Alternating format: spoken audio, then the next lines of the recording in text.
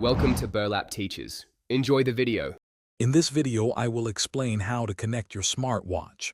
First, make sure your smartwatch is fully charged, which usually takes about 2 hours. Next, download the specific companion application for your watch onto your smartphone.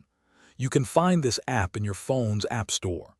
Finally, activate Bluetooth on your smartphone, ensuring it is discoverable for pairing. Now, let's pair your devices.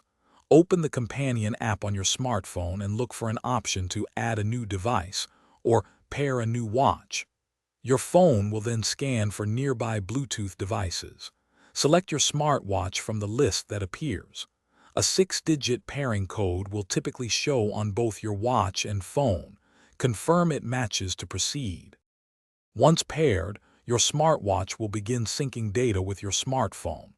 This initial sync might take a few minutes, depending on the amount of data. After syncing, dive into the companion app to personalize your experience. You can change watch faces, manage which notifications appear, and adjust various application settings to suit your preferences. If you encounter any connection issues, don't worry.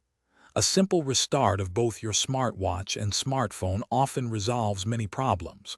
Also, always check for available software updates for both your device operating systems and the companion application.